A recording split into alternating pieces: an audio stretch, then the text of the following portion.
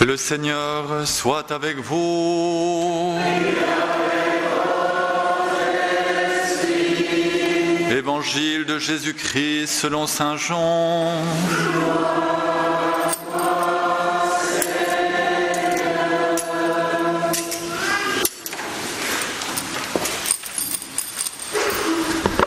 C'était après la mort de Jésus, le soir du premier jour de la semaine.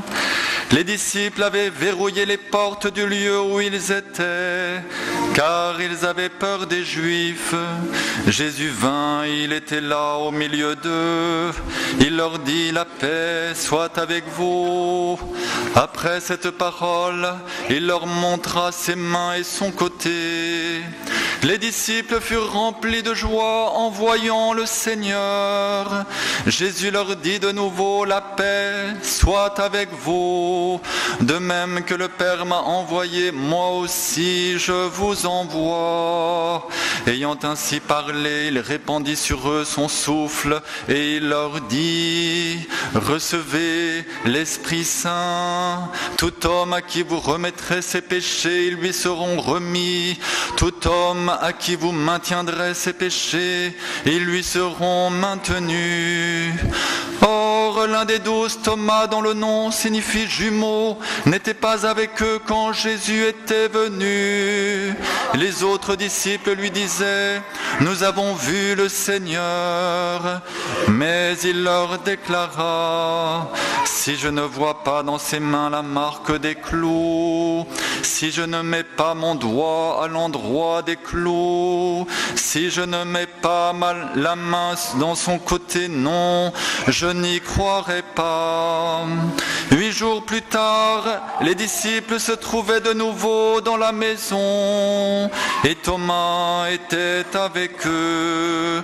Jésus vient alors que les portes étaient verrouillées et il était là au milieu d'eux. Il dit: la paix soit avec vous. Puis il dit à Thomas: avance ton doigt ici et vois mes mains. Avance ta main et mets-la dans mon côté. Cesse d'être incrédule, sois croyant. Thomas lui dit alors: mon Seigneur et mon Dieu. Jésus lui dit: parce que tu m'as vu, tu crois. Heureux ceux qui croient sans avoir vu.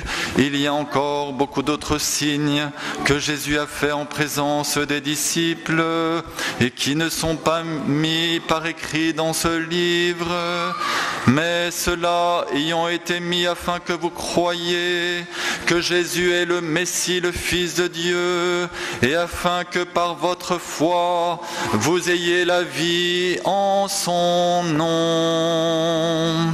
Acclamons la parole de Dieu.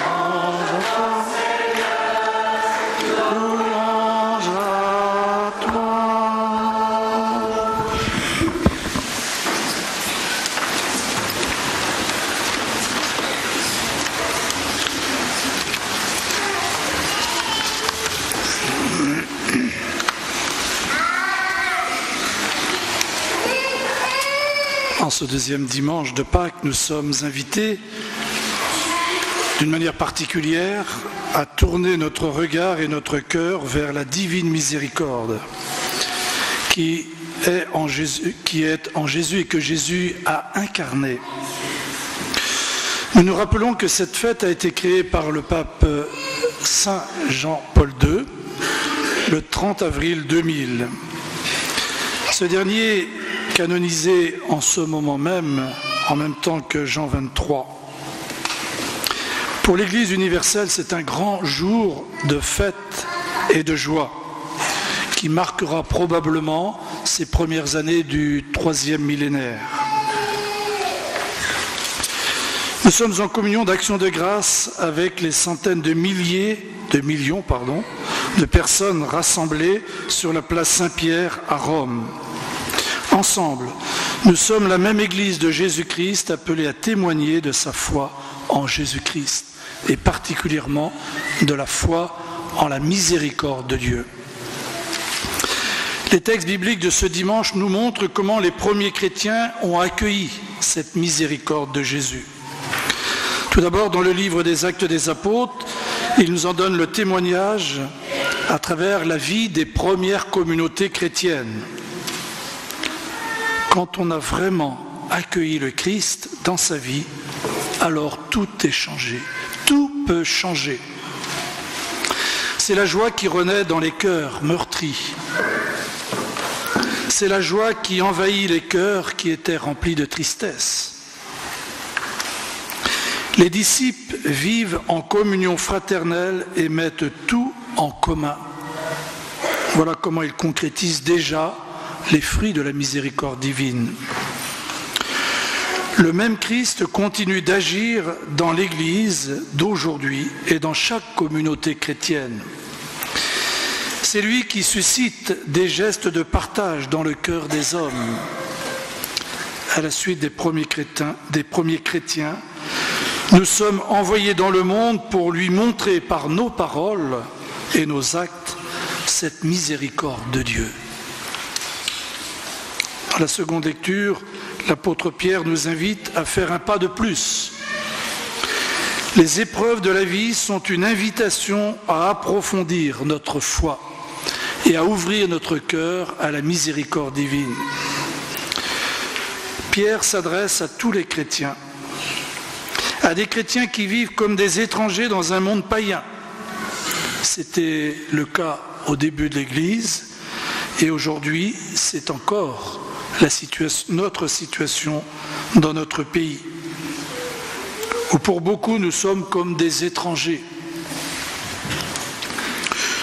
Le but de l'apôtre Pierre est de ranimer l'espérance, car ils en ont besoin, nous en avons besoin. Nos contemporains ont besoin de la miséricorde qui ouvre à l'espérance.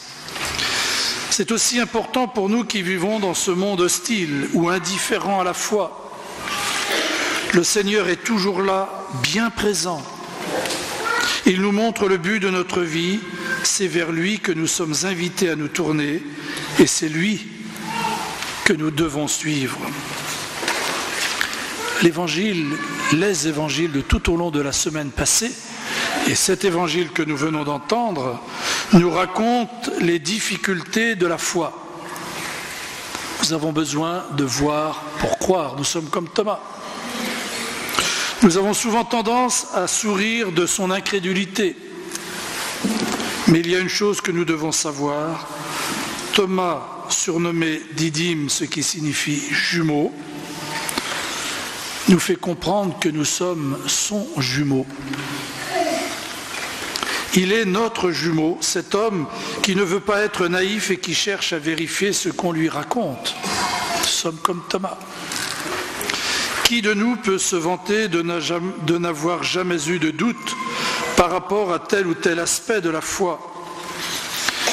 Qui de nous ne s'est jamais posé la question sur les affirmations concernant la résurrection du Christ ou la résurrection de la chair? Qui ne s'est jamais laissé envahir par ces questions que nous entendons aujourd'hui? Oui, comme Thomas, nous cherchons, parce que nous avons besoin, des preuves. Et nous voudrions voir avant de croire. Quand Jésus ressuscité est apparu aux apôtres le premier jour de la semaine, le dimanche, Thomas n'était pas là. Jésus a dû attendre 8 jours, Thomas a dû attendre 8 jours, c'est-à-dire le dimanche suivant pour le rencontrer et le reconnaître. Nous n'avons pas à le juger. Pourquoi ? Probablement que parmi nous, il y en a qui ne peuvent pas se vanter de n'avoir jamais manqué une assemblée dominicale, comme Thomas, ce dimanche-là. Car c'est chaque dimanche que Jésus rejoint les communautés rassemblées en son nom pour se manifester réellement, vivant, ressuscité. En tous les cas, si nous n'avons jamais manqué de messe, il nous est sans doute arrivé d'être aux abonnés absents lorsque le Seigneur voulait nous parler au cœur. À chaque messe, il vient pour nous recréer, nous renouveler, pour raviver en nous la lumière de la foi, de l'espérance et de la charité. Mais trop souvent, nous avons nos excuses, nos distractions, nos préoccupations, de 8 jours en 8 jours. Mais la patience de Dieu est sans limite. Comme Thomas, en ce dimanche premier jour de la semaine, nous avons répondu à la convocation du Seigneur, tout particulièrement en ce jour de fête et de grâce pour toute l'Église. Mais comme au premier temps, il nous laisse un message de paix. Il nous laisse aussi avec nos difficultés, mais il ne nous abandonne pas dans nos difficultés pour croire. Jésus nous invite à voir et à toucher ses plaies et à croire en lui. L'apôtre Thomas fait justement l'expérience de la miséricorde de Dieu à travers Jésus qui a entendu l'attente et la demande de Thomas. Thomas qui veut voir, Thomas qui veut mettre sa main dans la marque des clous et dans le côté de Jésus. Quelle est la réaction de Jésus? La patience. Jésus n'abandonne pas Thomas, l'entêté dans son incrédulité. Il lui donne le temps d'1 semaine, il ne ferme pas la porte, il attend. Et Thomas va reconnaître sa propre pauvreté.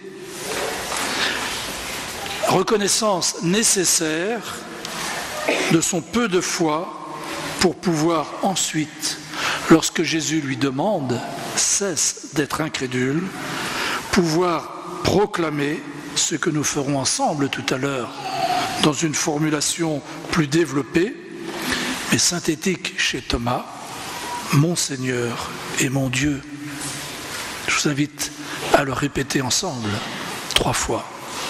Mon Seigneur et mon Dieu. Mon Seigneur et mon Dieu. Mon Seigneur et mon Dieu. Par cette invocation simple mais pleine de foi, Thomas voit la face de Jésus et il entre dans les plaies et les pieds, des mains et des pieds de Jésus. Dans le côté ouvert de Jésus, il va pouvoir retrouver confiance, c'est-à-dire la foi, la lumière. Il devient un homme nouveau, non plus incrédule, mais croyant. Cesse d'être incroyant, devient croyant. Les paroles de Jésus doivent atteindre notre cœur, comme celle qui atteint celui de Thomas. En même temps, nous n'oublions pas que si nous voulons vraiment rencontrer le Seigneur ressuscité, il nous faut donc poser nos mains sur les corps meurtris, quelquefois même sur les plaies des malades, que parmi vous certains accompagnent. Les corps meurtris par la maladie, affaiblis par la drogue ou toute autre violence. Nous devons poser nos mains sur les cœurs meurtris, les cœurs abandonnés, isolés, incompris, ceux qui ne savent pas encore qu'ils sont aimés, et ils sont trop nombreux aujourd'hui. La victoire sur notre incrédulité et sur celle du monde commence par l'écoute de l'Évangile, par l'écoute de Jésus qui, dans l'Évangile, nous invite à venir et à nous approcher pour mettre nos mains dans ses plaies et dans celles de nos frères. Cette approche concrète des blessures de Jésus à travers celles de tant d'hommes et de femmes qui ont le cœur blessé et parfois même le corps blessé par le mal du monde et de notre société qui veut se passer de Dieu. Oui, frères et sœurs, l'apôtre Thomas a accueilli la miséricorde du Seigneur. On peut dire qu'il a passé un très beau dimanche.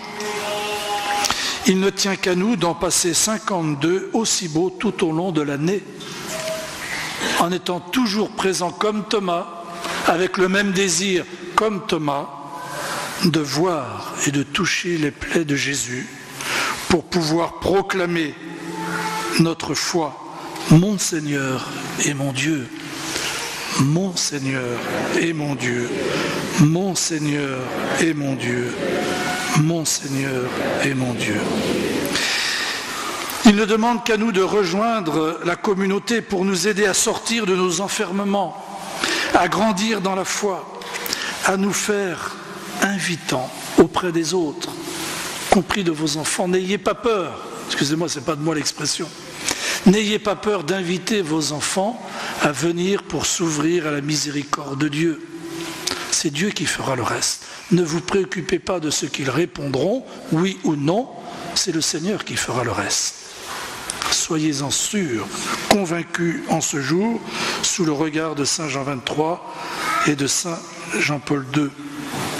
Cette foi que nous sommes invités à proclamer est source de paix, qu'elle rayonne dans notre cœur, source de joie et d'amour, qu'il rayonne sur notre visage. Elle est par-dessus tout source d'une union personnelle et intime avec Jésus ressuscité. Par lui et en lui, nous sommes unis à notre Père du ciel.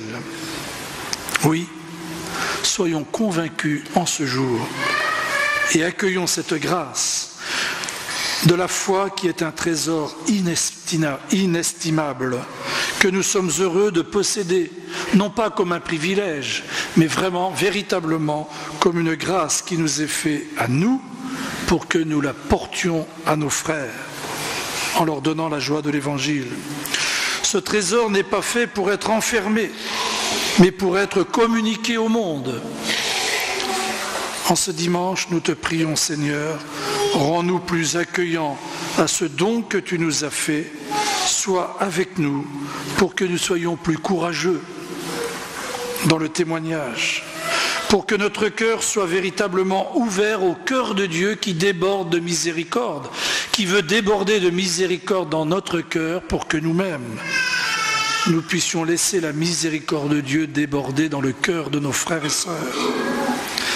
Garde-nous plus généreux dans la pratique de la charité fraternelle. Frères et sœurs, laissons-nous envahir par la miséricorde divine. Amen.